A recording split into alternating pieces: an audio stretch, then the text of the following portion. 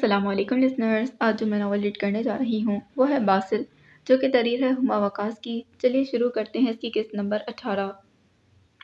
جویریہ کی چینخ پورے کمرے میں گونجی تھی۔ ڈوران ڈریسنگ روم سے نائٹ ٹراؤزر شرٹ زیب تن کیے اب صوفے کی جانب بڑھ رہا تھا جب اس کی چھینک کی آواز پر ٹھٹک کر رکا۔ محترمہ کو ایک نہیں بلکہ ایک ساتھ کئی چینکیں آ رہی تھیں۔ وہ اب دونوں ہاتھوں سے چہرہ ڈھانپے چینک رہی تھی، پھر بے حال سی بیڈ کے اطراف میں لگے میز پر سے ٹشو اٹھانے کے لیے ہاتھ بڑھایا تو نگاہ سامنے غصے سے گھونٹے دوران پر پڑی۔ جویریہ نے فوراً خجل ہو کر نگاہ چرائی۔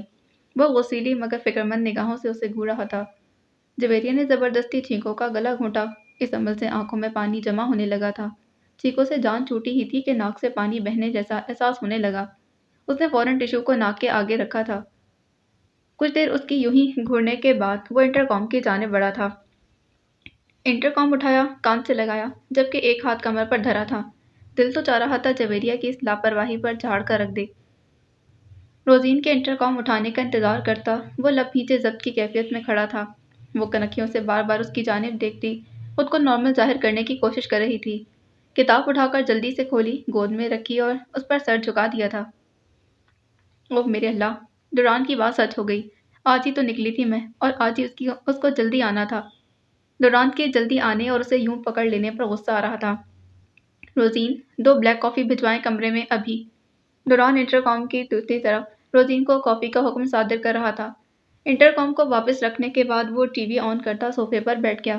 چہرے پر تاہنوز سختی قائم تھی۔ جویریہ اب خاموشی سے بار بار ٹشو سے ناک رگڑ رہی تھی۔ دماغ کی جھلی کا انفیکشن ابھی مکمل طور پر ٹھیک نہیں ہوا تھا۔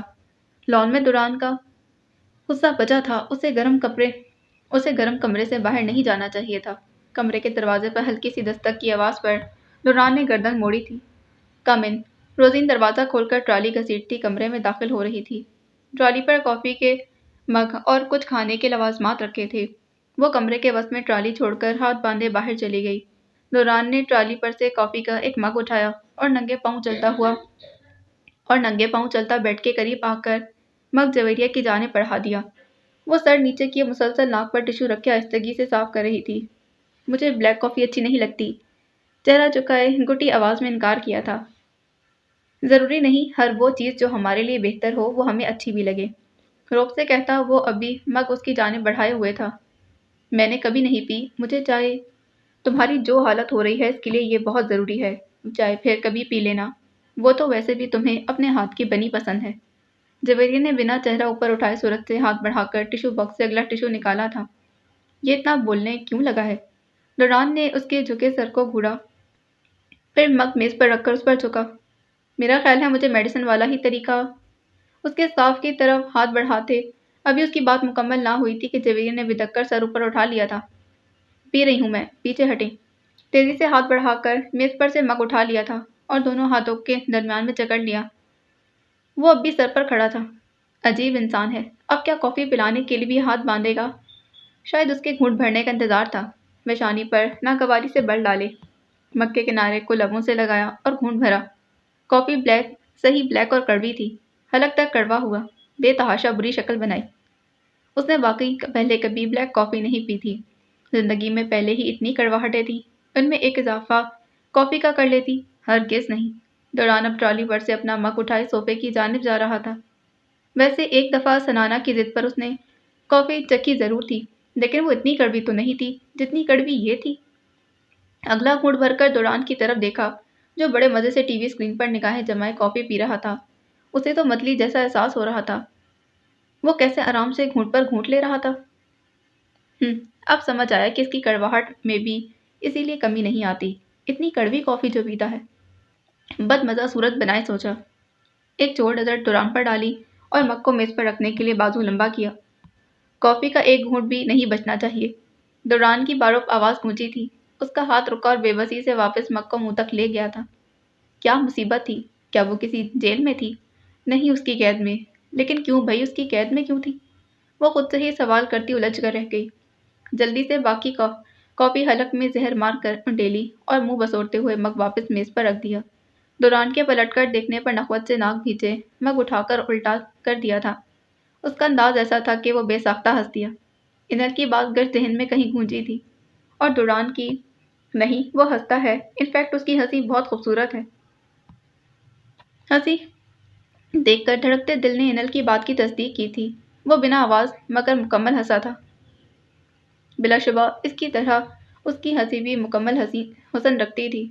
दिल जो उसकी हंसी पर अपना सारा गुस्सा त्याग देने को तैयार बैठा था, बड़ी मुश्किल से उसे काबू में करती वो नजरें किताब पर झुका गई थी। कुछ देर दुरान की निगाहें खुद पर महसूस हुई, लेकिन फिर वो टीवी की तरफ मुतवज्जा हो चुका था। कराची की शिफाफ सुबह इस पोश इलाके में बने घरों को रोशन किए हुए थी। तारकोल में लिपटी कुशादा सड़क पर बनी ये खूबसूरत बंगलों की किताब में से एक बंगले में बरगी कमकमों की लटकती लड़ियां सुबह की रोशनी में मद्दम होकर जल रही थीं। असफन मलिक और रूबी के अमेरिका शिफ्ट हो जाने के बाद और दुरान की बढ़ती दौलत की रेल पेल ने मलिक हाउस के बाकी मकीनों की जिंदगियां भी बदल कर रख दी थीं। कहाँ वो मुतवस्त तबके के रिहायशी इलाके में बना बोसीदा दीवारों वाला मलिक हाउस, और कहाँ अब ये पोश इलाके में बिना शानदार चमचमाता बंगला जिसमें पाइका और सोनिया राहिब के साथ रहती थीं। इसी बंगले की ऊपरी मंजिल के इस खूबसूरत से कमरे में इस वक्त वो जदीद तर्ज के सिंगार मेज के आगे खड़ी अपने कमर तक आते पूरे सुनहरी बालों को समेट रही थी। मेहंदी रंगे हाथ जोड़े से उलझ रहे थे। अनाबी रंग का रेशमी जोड़ा उसके खूबसूरत वजूद पर दमक रहा था। गुजरते सालों ने सबरीना के हुस्न को चार चांद लगा दिए थे। वॉशरूम का दरवाज़ा खुलने की आवाज़ पर उसने निगाह शीशे के अक्स में डाली। बुरहान टॉवल से गीले बाल रगड़ता हुआ बाहर आ रहा था। शादी के बाद आज दूसरी सुबह थी जिसमें वो खुशबाश अपनी ज़िंदगी के नए सफ़र की डगर पर सरशार अब बुरहान को मोहब्बत से देख रही थी। अमेरिका से सिर्फ असवंत मलिक और रूबी ही बुरहान के साथ पाकिस्तान आए थे।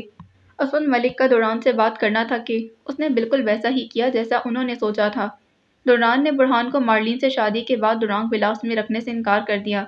दुरान के इस हुक्म पर हार्वी और ब्रूस को अपना सारा मंसूबा तब्दील करना पड़ा और अब की बार सारी प्लानिंग करने वाला बुरहान खुद था। सिंघार में इसके सामने खड़ी सबरीना ही अब वो चौथा नफूस थी जिसे वो अपने सारे मंसूबे में शामिल करने वाले थे।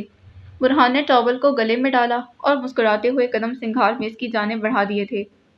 दुरान के ठुकरा देने के बाद उसे मोहब्बत से समेट लेने वाला बुरहान ही था। 7 सालों में जहाँ वो बुरहान की मोहब्बत के साथ अपने दिल को बांध चुकी थी, वहाँ दुरान के लिए नफरत को भी बढ़ा चुकी थी। बुरहान ने मोहब्बत से उसे दोनों कंधों से थामकर करीब किया था।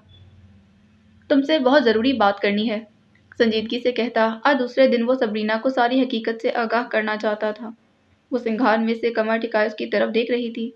बुरहान को यूं संजीदा देखकर आंखों में मोहब्बत की जगह तजस्सुस ने ली। करो, तुमने पूछा ही नहीं, यूं अचानक तुम्हारे एग्जाम से पहले ही शादी क्यों कर ली मैंने?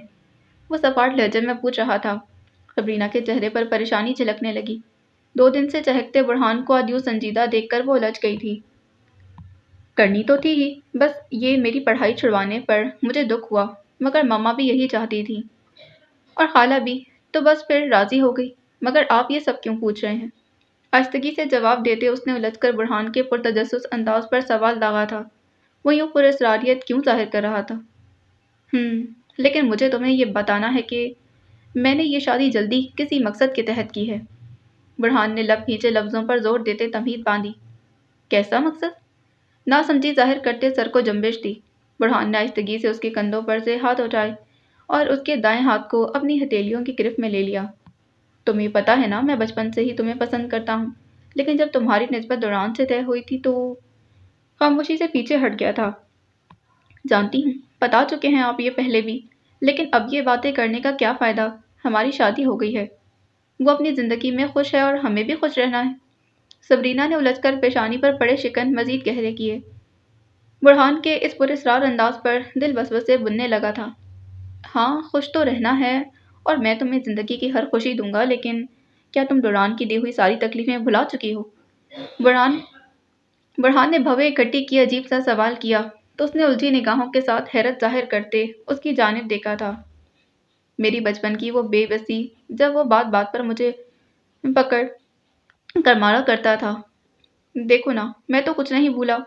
मेरी ये चोट का निशान, और सबसे बढ़कर मेरे बाबा की मोहब्बत जो उसने छीन ली।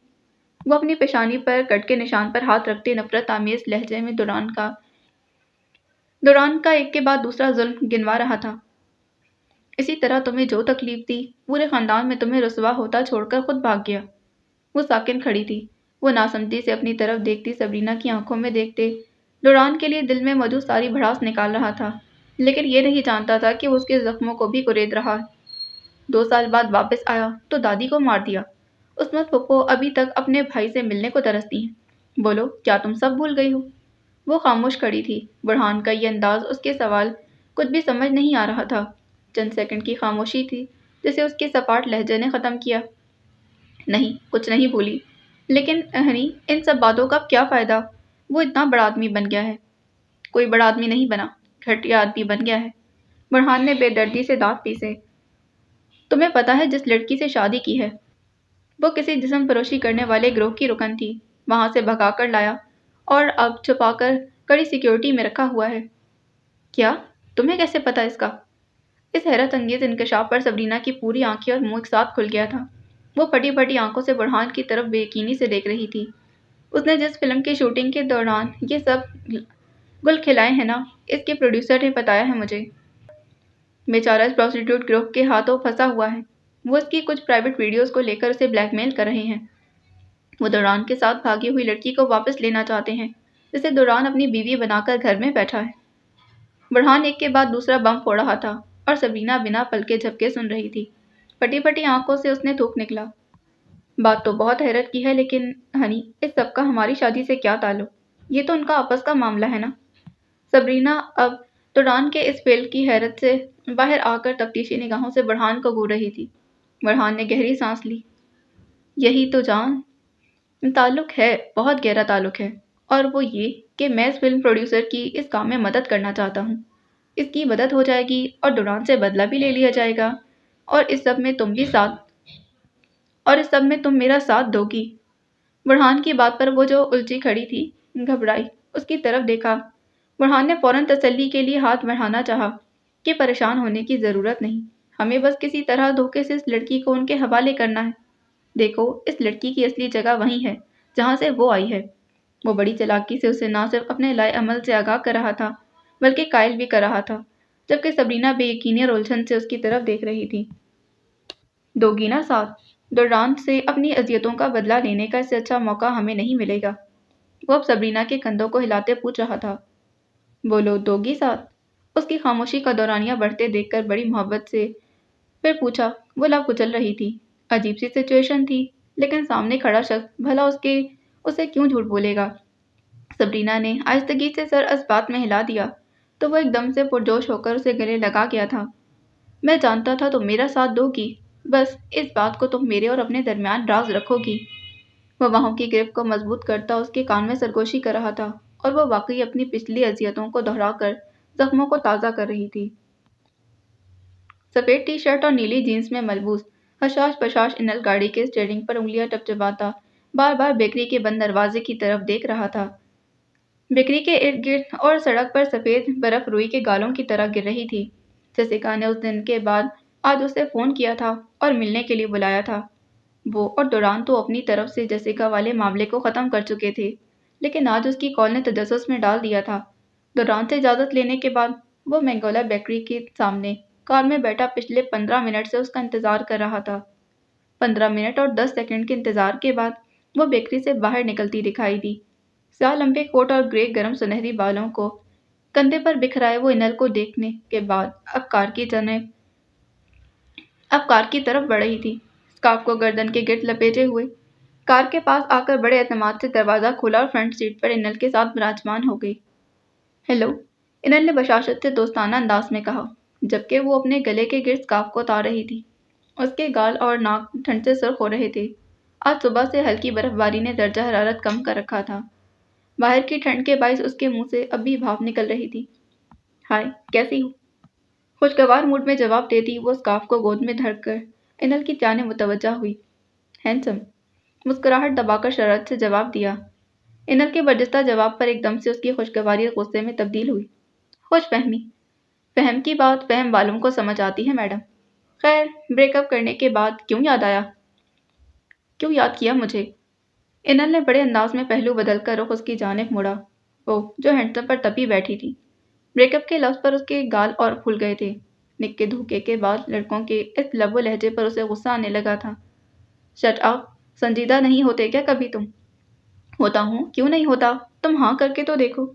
इनल के संजीदगी से जवाब देने पर वो चिढ़कर दांत पीस गई थी। दुरान के डाले पंगे में अब उसे मज़ा आने लगा था। जसिका चिढ़ती हुई अच्छी लगती थी। پاگل مت کرو مجھے بہت ضروری بات کرنی ہے تم سے۔ وہ جھنجھلا کر دونوں ہاتھ ہوا میں اٹھاتی، جبکہ انل کا اگلا رد عمل مزید خوف میں ڈال گیا تھا۔ میں تو یہ سن کر خوش ہوں کہ تمہیں مجھ سے بات کرنی ہے، اور وہ بھی ضروری۔ واؤ! جوش میں بتی سی نکالے کہا۔ کچھ اٹھا کر ماروں گی تمہارے سر پہ۔ جیسیکا نے کچھ ڈھونڈتے کے انداز میں ارد گرد دیکھا تھا۔ مار تو پہلے ہی چکی ہو، زندہ لاش ہوں بس۔ انل نے ہاتھ سینے پر رکھا۔ جیسیکا نے ضبط کے انداز میں سانس اندر انڈیلی اور بالوں کی لٹ کو کان کے پیچھے اڑستی سنجیدہ ہو گئی۔ مجھے تمہاری مدد چاہیے۔ کس سلسلے میں؟ انل نے پوری گفتگو میں پہلی بار سنجیدگی اختیار کرتے آئیبرو چڑھائے تھے۔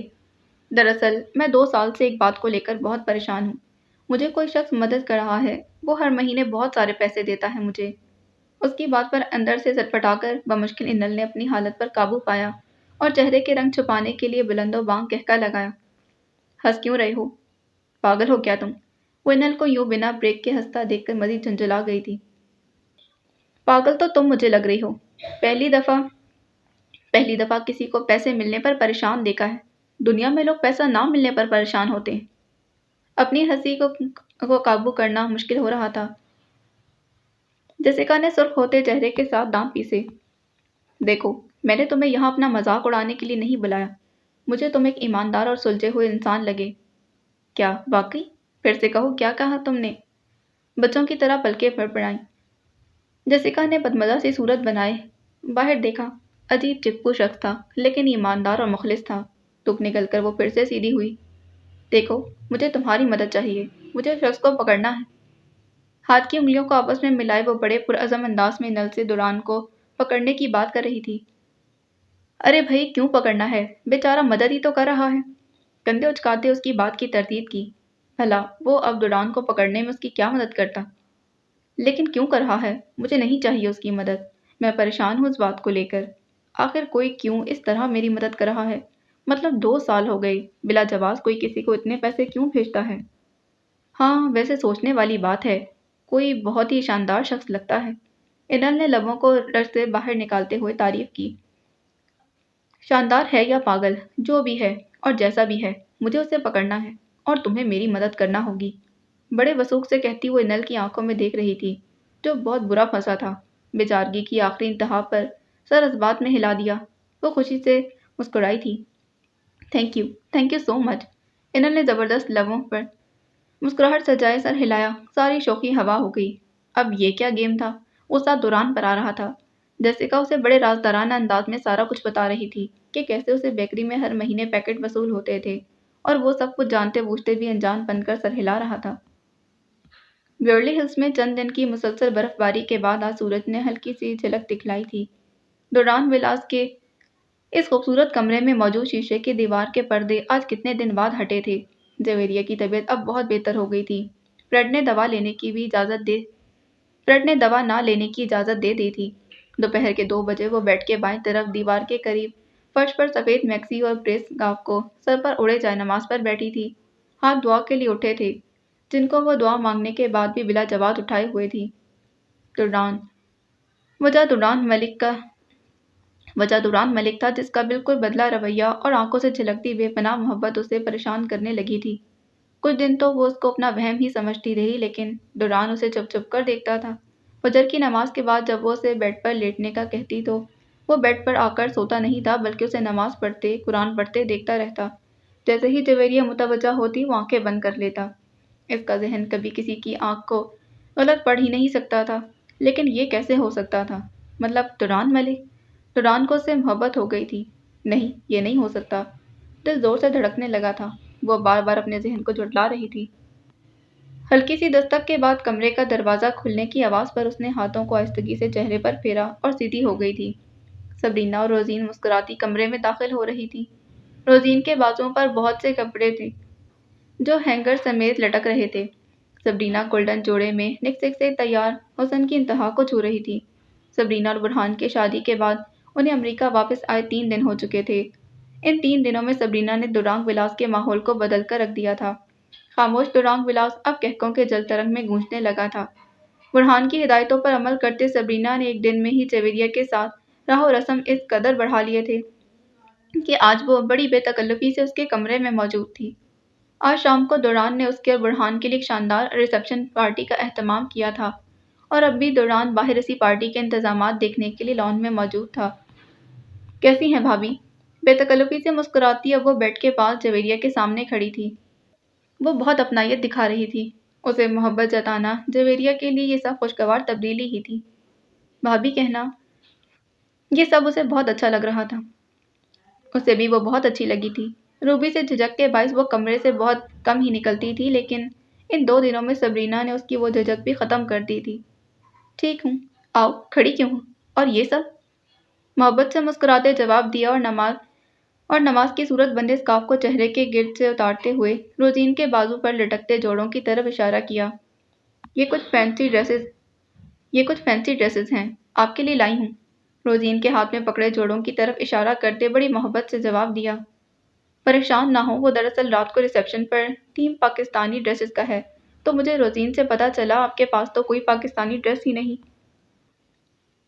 جویریہ کے چہرے کی ہچکچاہٹ پر اس نے فوراً وضاحت دی۔ اس کی چمکتی آنکھوں میں بے پناہ محبت تھی، گہرائی تھی۔ ہاں، لیکن میرے پاس بہت سی میکسیز ہیں۔ ڈوران نے ہچکچاتے ہوئے، وہ ابھی بات مکمل نہیں کر پائی تھی کہ سبرینا نے محبت سے بات کاٹ دی۔ ارے بھابھی، یہ یہاں کی میکسیز میں پاکستانی فینسی ڈریسز جیسی لک کہاں آتی ہے بھلا؟ روزین کو جوڑے بیڈ پر رکھ کر جانے کا اشارہ کرتی وہ جویریہ کی جانب پلٹی۔ آج شام ریسیپشن کے تھیم میں تمام انڈین اور پاکستانی مہمانوں نے شلوار قمیض پہنے تھے، اور ایسے میں جویریہ کے ساتھ اعتماد کا رشتہ بڑھانے میں اس سے اچھا کوئی موقع نہیں ہو سکتا تھا۔ یہ میرے کچھ بالکل نئے ڈریسز ہیں، آپ کو جو اچھا لگے وہ رکھ لیں اور شام کو وہی پہنیے گا، بہت اچھی لگیں گی آپ۔ بھاری بھرکم نقش و نگار سے لیس دیدہ زیب 5 جوڑے وہ الگ الگ کر رہی تھی۔ سرخ، جامنی، پیچ، سبز اور فیروزی رنگ کے خوبصورت جوڑے میں سبھی کیپری اور قمیض شلوار تھے۔ جویریہ تذبذب کا شکار ہوئی۔ کمرے کا دروازہ کھلنے کی آواز پر دونوں نے ایک ساتھ پیچھے مڑ کر دیکھا۔ دوران کمرے میں داخل ہوتے ہی وہاں کے منظر پر حیرت سے آنکھیں سکیڑے رکھا تھا۔ وہ آج ابھی سو کر اٹھا تھا اور ٹراؤزر شرٹ میں ہی لان میں چلا گیا تھا۔ ارے آپ ہی بتائیں نا بھابھی، شام کو کون سا ڈریس پہنے اس میں سے؟ سبرینا نے چہکتے ہوئے حیران سے دوران کی طرف دیکھا تھا۔ وہ ابھی ناسمجھی سے بیڈ پر بکھرے کپڑوں کو ہی دیکھ رہا تھا۔ سبرینا کی بات پر نگاہ جویریہ کی جانب اٹھی تھی۔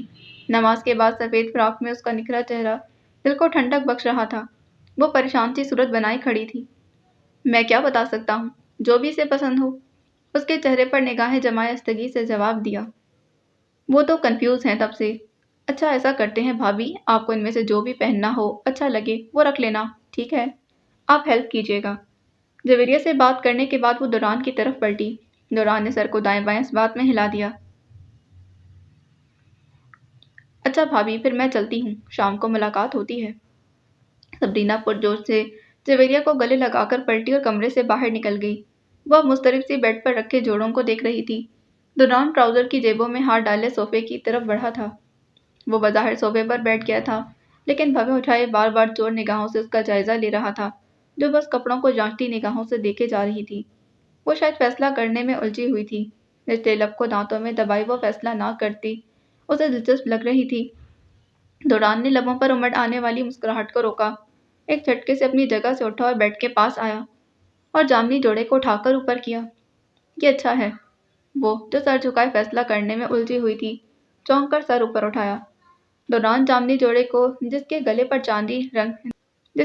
چاندنی رنگ نگینے بڑی نفاست سے گولائی میں جڑے تھے، ہینگر سے بنا سوچے سمجھے الگ کر گیا تھا۔ شاید جویریہ کی الجھن برداشت نہیں ہو رہی تھی۔ وہ یہ سب بلا تعامل دوران کی آنکھوں میں موجود شوخی اور بے تکلفی یک ٹک اس نگاہ پر جمائے ہوئی تھی، اور دل زور زور سے دھڑکنے لگا تھا۔ ذہن تھا کہ یہ سب قبول کرنے کو قطعاً تیار نہیں تھا۔ دل جہاں دوران کی عنایتوں، محبتوں، نگاہوں کی نرماہٹوں اور نوازشوں پر دبی محبت کو ہوا دینے لگا تھا، وہاں ذہن کسی صورت اس انہونی کو تسلیم نہیں کر رہا تھا۔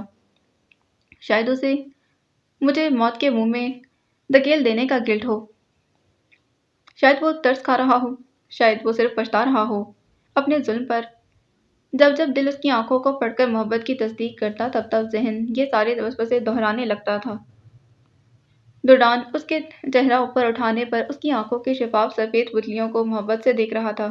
اس کی حیرت میں کھلی بڑی بڑی آنکھوں کو اس کے چہرے پر جمائے دل کے گوشے میں کوپل کی طرح پھوٹتی محبت کو نمی بخش رہی تھی۔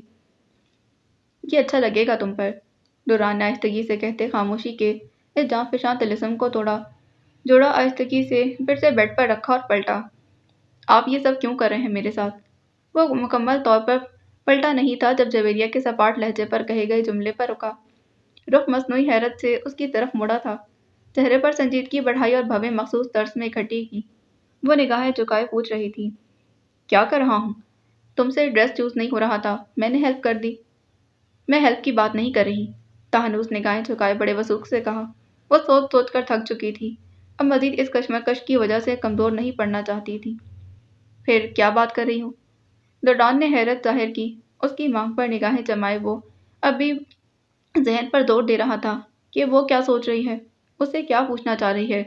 کچھ اندازہ ہوا لیکن وہ ہر بار کی طرح ناکام تھا۔ آپ مجھے پریشان کر رہے ہیں پچھلے 1 ہفتے سے، ٹھوس لہجے میں جواب دیا۔ وہ ان لڑکیوں میں سے نہیں تھی جو لڑکوں کی ایک مسکراہٹ اور ایک نگاہ کرم کو محبت سمجھ کر خود سے ہی خوش فہمی میں اڑنے لگتی ہیں۔ وہ دوڈان سے 2 ٹوک بات کرنا چاہتی تھی۔ دوڈان نے اس کی بات پر فکر مندی سے ماتھے پر شکن ڈالے تھے۔ مطلب؟ آنکھیں پھیلائے حیرت ظاہر کی۔ اسے دوڈان پر غصہ آ رہا تھا۔ اسے کیا نہیں پتا تھا کہ وہ کیا کر رہا ہے؟ اتنے دن سے ہر بات پر مسکرا دینا، بات کرنے کے بہانے تلاش کرنا۔ وہ تلملا کر بیڈ پر سے اتری اور غصے میں لب بھینچ لیے تھے۔ دوڈان کے سامنے تن کر کھڑی ہوئی۔ اس کا بدلہ رویہ، یہ محبت سے دیکھنا، سب کچھ۔ آپ کی یہ ساری عنایتیں، فکر مندی اور مجھے یوں ہر وقت دیکھنا، ثابت کیا کرنا چاہتے ہیں آپ؟ دوڈان نے پیشانی پر پڑے شکن ایک دم ختم کیے۔ وہ پھٹ پڑی تھی۔ وجود بلا وجہ ہی کانپنے لگا تھا۔ اوہ! تو اس کی محبت کی تپش اس سے مخفی نہ رہ سکی۔ دل زور سے دھڑکا۔ خیال کر رہا تھا تمہارا، تم بیمار تھی۔ اف اوہ! دل پر گھونسا لگا۔ تکلیف شدید تھی، شاید ذہن نے لگا دیا تھا، اور اب ذہن ہاتھ تانے دل پر کہکے لگا رہا تھا۔ بیمار تھی؟ دوڈان ملک، اب نہیں ہوں۔ بالکل ٹھیک ہوں اب میں، مجھ پر ترس کھانے کی، بلا وجہ میرا خیال کرنے کی ضرورت نہیں آپ کو۔ گھٹی سی آواز میں مصنوعی غصہ دکھایا تھا، جبکہ آنکھوں میں جلن ہونے لگی تھی۔ دل تکلیف سے پھٹنے کو تھا اور ذہن زور زور سے تالیاں بجا رہا تھا۔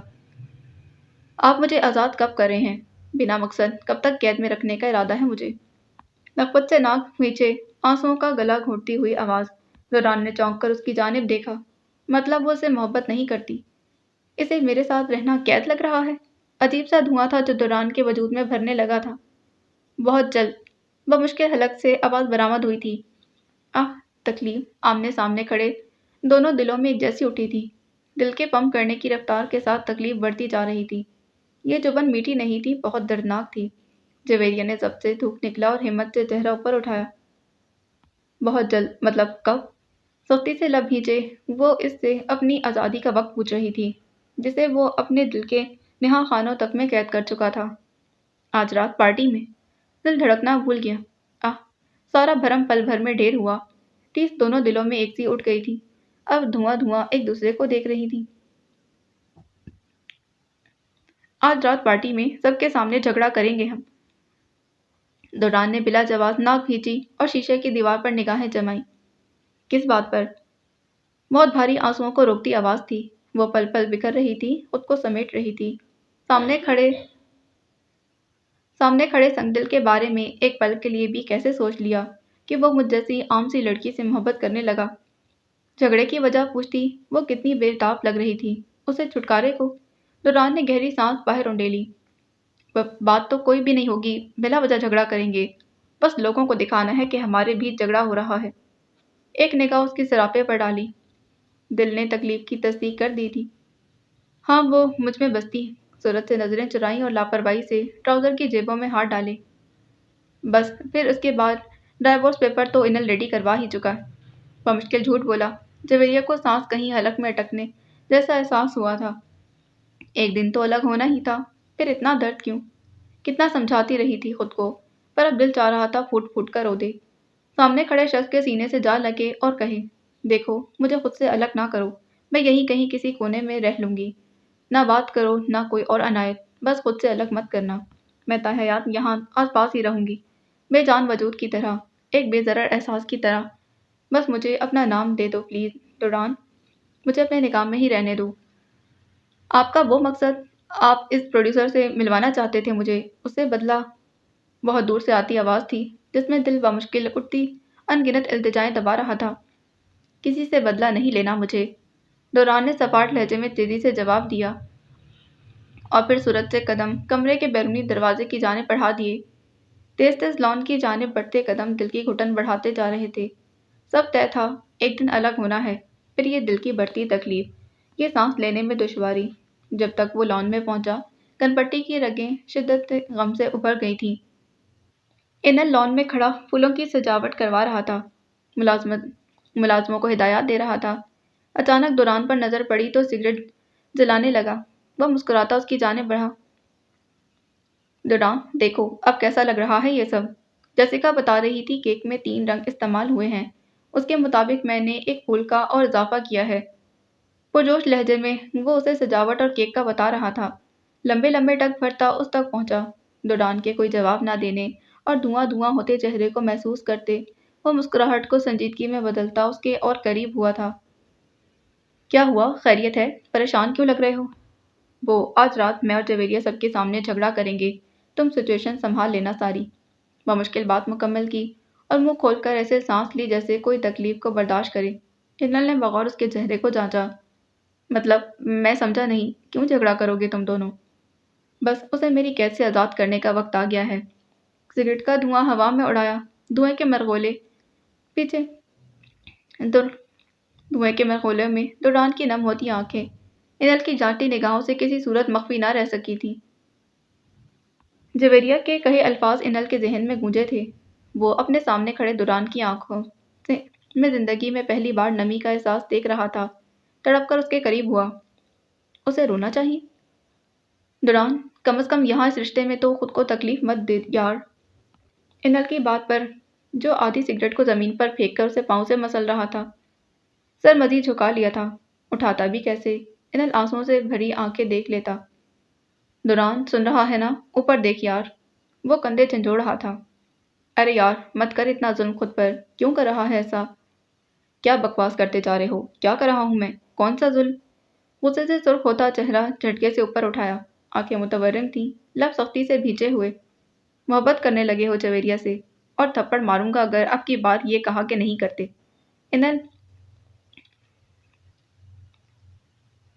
انل اس کا ہر رشتہ بن چکا تھا، وہ جو ہر دفعہ اس کی محبت میں بن جایا کرتا تھا۔ ڈوران نے چند سیکنڈ انل کی نم ہوتی آنکھیں دیکھی، پھر صورت سے رخ دوسری طرف پھیر لیا تھا۔ چند سیکنڈ کی خاموشی تھی۔ اس کو دیکھ کر دل کو سکون ملنے لگا ہے۔ کہیں بھی ہوں اس کا خیال آتا رہتا ہے بار بار۔ وہ ہر وقت حواسوں پر، ذہن پر سوار رہتی ہے۔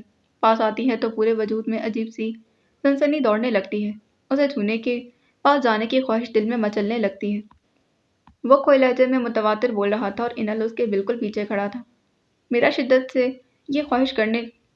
شدت سے یہ خواہش کرنے لگا ہے کہ وہ میرے پاس رہے، ہمیشہ مجھ سے باتیں کرے، مسکرائے، حکم چلائے، محبت جتائے، خیال رکھے۔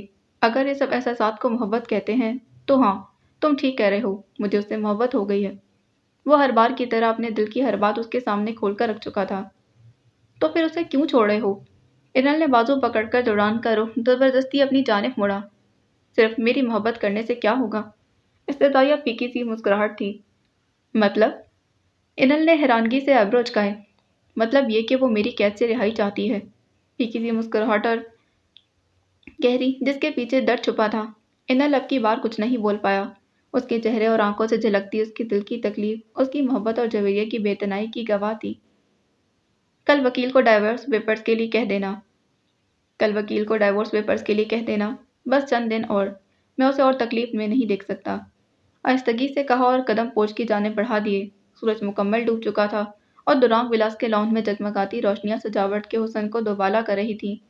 سفید، ہلکے زرد اور ہلکے گلابی رنگ کے پھولوں کی نفیس سی سجاوٹ آنکھوں کو خیرہ کر دینے کی حد تک حسین لگ رہی تھی۔ کمرے میں چھائی خاموشی اس کے وجود میں چھائی خاموشی سے کم تھی۔ ڈریسنگ روم کے بائیں جانب پوری دیوار میں نصب آئینے کے سامنے جامنی جوڑے میں ملبوس وہ کسی مجسم کی طرح بیٹھی تھی۔ بالکل پاس کھڑی میک اپ آرٹسٹ رات کی تقریب کے لیے اس کے چہرے پر سنگھار کرنے میں مصروف تھی۔ آپ مجھے آزاد کب کر رہے ہیں؟ بنا مقصد کب تک قید میں رہنا ہوگا مجھے یہاں؟ بہت جلد۔ دل میں ایک درد کی لہر اٹھی تھی، آنکھوں میں نمی کا احساس ہونے لگا۔ اس سے پہلے کہ آنسو جھلک جاتے، وہ سرعت سے لڑکی کا ہاتھ پیچھے کرتے سیدھی ہوئی تھی۔ 1 منٹ۔ لڑکی ہاتھ میں پکڑے برش کو لے کر حیرت سے سیدھی ہوئی، جبکہ وہ اب آگے ہو کر ڈریسنگ مرر سے ٹیشو اٹھائے نم ہوتی آنکھوں کے آنسو اس میں جذب کر رہی تھی۔ میم، سب ٹھیک ہے؟ میک اپ آرٹسٹ اس کے بار بار آنکھیں پوچھنے پر پریشان پوچھ رہی تھی، کیونکہ وہ یہ عمل تیسری بار دہرا رہی تھی۔ زبیدیہ نے زبردستی کی مسکراہٹ چہرے پر سجائے اس بات میں سر ہلایا۔ جی، اگر آپ کچھ دیر ریسٹ کرنا چاہ رہی ہیں تو میں رک جاتی ہوں، کوئی مسئلہ نہیں، وہ ملائم لہجے میں کہتے پیچھے ہوئی۔ زبیدیہ کا یوں بار بار نم ہوتی آنکھوں کو پوچھنا اور اترا سا چہرہ اسے مخفی نہیں رہا تھا۔ نہیں، میں ٹھیک ہوں، پارٹی شروع ہونے والی ہے، پھر دیر ہو جائے گی، پلیز آپ کام کریں اپنا۔ اوکے میم، وہ سراسیمگی سے سر ہلاتی پھر سے زبیدیہ کے چہرے پر جھک گئی تھی۔ کیوں دل اتنا کمزور ہو رہا ہے؟ مجھے کمزور نہیں ہونا۔ اللہ، اے میرے خدا، مجھے مضبوط کر دے۔ میں دل کے ہاتھوں مجبور ہو کر کمزور نہیں پڑنا چاہتی۔ دل کی بات گشت نے کانوں تک سفر کیا تو ذہن فوراً ایک دفعہ بات تو کر لے اس سے، کیا پتا وہ طلاق نہ دے۔ چوکنا ہوا، ذہن نے فوراً دل کو سنجش کیا۔ نہیں، بالکل نہیں، وہ کیا سوچے گا؟ نہیں کہ میں کیوں نہیں لے رہی طلاق۔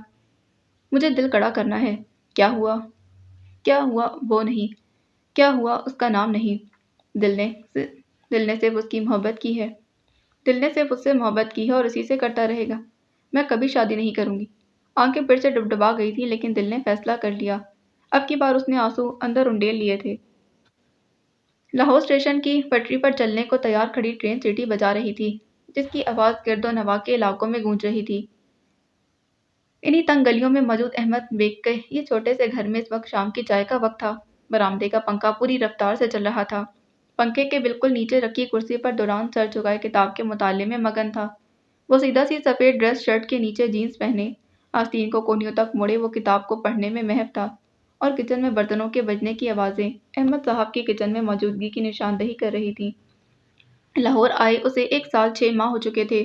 اس سارے عرصے میں وہ نہ صرف قرآن پاک حفظ کر چکا تھا، بلکہ تجوید اور تلاوت بھی سیکھ چکا تھا۔ اسٹیشن کے قریب ایک جم میں نوکری بھی مل گئی تھی، اور احمد صاحب کے گھر میں ایک کمرہ اور 3 وقت کا کھانا، بس یہی اب اس کا مرکز تھا۔ وہ تمہیں تلاش کر رہے ہیں، احمد صاحب کی آواز پر اس نے سر اوپر اٹھایا۔ وہ ہاتھ میں اخبار اور چائے کی ٹرے تھامے کھڑے تھے۔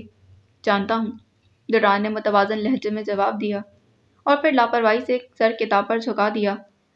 اسفند ملک نے اخبار میں اس کی گمشدگی کا اشتہار دیا تھا۔ 1 سال اور 6 ماہ کا عرصہ ان لوگوں نے اس آس پر گزار لیا کہ شاید خود لوٹ آئے گا۔ کیا رشتہ ہے ان سے؟ احمد صاحب اخبار کو میز پر رکھتے سامنے بیٹھے اور چائے کا کپ دوران کی طرف بڑھا دیا۔ لالچ کا؟ چائے کا کپ تھامے کڑواہٹ بھرے لہجے میں جواب دیا۔ لالچ کے ساتھ خون کا بھی تو ہوگا۔ وہ دھیمے سے مسکرائے۔ پتہ نہیں، دوران نے بیزاری سے جواب دیا۔ ناک نفرت سے چڑھائے کتاب کو بند کیا تھا۔ دیکھو، اگر یہ سوچ رکھتے ہو کہ بنا کسی رشتے ناطے کے ساری عمر گزار لوگے تو ہاں، صحیح سوچ ہے، گزار تو لوگے، لیکن یہ یاد رکھو کہ زندگی گزارنے میں اور جینے میں بہت فرق ہے، برخودار۔ احمد صاحب کی آواز پر دوران نے سر جھکا سر آہستگی سے اٹھایا تھا اور ان کے چہرے کی طرف دیکھا۔ وہ چائے کا گھونٹ بھر رہے تھے۔ لبوں سے کپ ہٹا کر دوران کے چہرے کی جانب دیکھا۔ زندگی فقط گزارنے والے لوگ اللہ کی اس نعمت کی ناشکری کرتے ہیں جو ہمیں صرف ایک بار ملتی ہے۔ وہ انگلی کھڑی کرتے ہوئے وسوخ سے بولے۔ دوران نے نظریں جھکائیں اور کپ لبوں سے لگا دیا۔ زندگی جی جانے کا نام ہے، اور زندگی جینے کے لیے ہمیں رشتوں کو ساتھ لے کر چلنا ہوتا ہے، خونی، روح، دل اور احساس کے رشتے۔ وہ دوران کی آنکھوں میں جھانک رہے تھے، جو ہمیشہ کی طرح بس صرف اس کو سننے میں مصروف تھا۔ احساس کے رشتے تمہارے احباب اور دل اور روح، خونی رشتے تمہارے ماں باپ، بہن بھائی، دل اور روح کا رشتہ تمہاری بیویاں، یہ سب رشتے جینا سکھاتے ہیں۔ ان سے الگ ہو کر زندگی جینا بہت کٹھن ہے۔ وہ لب بھینچا مسکرائے۔ دوران نے پرسوچ نگاہ ان پر ڈالی۔ اگر ان میں سے ایک بھی رشتہ تمہارے پاس ہے تو لوٹ جاؤ، تم زندگی کو فقط گزار کر ضائع کر رہے ہو۔ جب بوڑھے ہو جاؤ گے تو پھر احساس ہوگا کہ میں نے زندگی صرف گزار کر کتنی بڑی غلطی کی۔ دوران حیرت سے ان کی طرف دیکھ رہا تھا۔ اور ان کی باتیں سننے کے بعد اسے جس ہستی کا سب سے پہلے خیال آیا وہ انل تھا۔ لوٹ جاؤ بیٹا، وہ انتظار کر رہے ہیں۔ احمد صاحب کی آواز کانوں میں پڑ رہی تھی۔ وہ اسے جانے کے لیے کہہ رہے تھے۔ وہ سر جھکائے بیٹھا تھا۔ سیاہ آسمان پر چمکتا چاند اور روشنیوں میں دمکتا دورانگ ولاس کا یہ لان، دونوں کی خوبصورتی آج رات ہوش ربا تھی۔ جہاں آسمان میں ستارے جلملا رہے تھے، وہیں دورانگ ولاس میں بھی ہالی ووڈ اور ڈرامہ انڈسٹری کے بہت سے خوبصورت ستارے جلملا رہے تھے۔ انہی خوبصورت دمکتے چہروں اور رنگ برنگے لباسوں میں ملبوس ستاروں میں دوران ہلکے مسٹرڈ وزکی کے کرتا شلوار میں گہری بھوری مردانہ شال کو گلے کے گرد گھمائے جہاں بہت منفرد لگ رہا تھا، وہاں اپنے حلیے میں آج ہر نگاہ کا مرکز بنا ہوا تھا۔ تقریب اپنے عروج پر تھی۔ اونچے سروں میں بجتی موسیقی، کہکے، باتیں، سب مگن تھے۔ کھانے کے بعد بڑھان اور سبرینا ریسیپشن کیک کاٹ چکے تھے۔ دوران جو ایک کونے میں کھڑا دوسری سگریٹ ختم کر چکا تھا، اب جلتا آدھا سگریٹ میز پر رکھی ایش ٹرے پر رگڑا اور جویریہ کی تلاش میں نگاہیں دوڑائی تھیں۔ وہ تقریب میں موجود تھی۔ اس کا احساس اس کے لان میں قدم رکھتے ساتھ ہی ہو گیا تھا، لیکن اس نے تب سے لے کر اب تک ایک نگاہ بھی جویریہ پر نہیں ڈالی تھی۔ آج اس پر نگاہ ڈالنا اس کی قید میں رہائی کی رکاوٹ بن سکتا تھا۔ پورے لان میں گھومتی نگاہیں اس کے وجود پر آ کر تھمی تو دل زور سے دھڑکا تھا۔ گہرے جامنی قمیض اور کیپری میں ملبوس ہم رنگ بھاری بھرکم دوپٹہ اڑے۔ وہ سبرینا کے ساتھ باتوں میں مگن تھی۔ بالوں کو سیدھا کرنے کے بعد ایک طرف مانگ کو بل ڈالے کندھے پر گرائے، وہ بار بار دوسرے کندھے پر موجود دوپٹے کو سنبھال رہی تھی۔ دوران نے گہری سانس خارج کی اور ایسے جیسے کوئی دل کے اندر اٹھتی حسرت کو دبائے، قدم آہستگی سے اس کی جانب بڑھا دیے تھے۔ بظاہر تو وہ سبرینا سے باتوں میں مگن تھی، لیکن دل اس آنے والے لمحے کے خوف سے لرز رہا تھا۔ اور پھر جیسے ہی دوران اپنی طرف آتا دکھائی دیا تھا، گلا خشک ہونے لگا۔ اللہ، مجھے ثابت قدم رکھنا، مجھے مضبوط رکھنا۔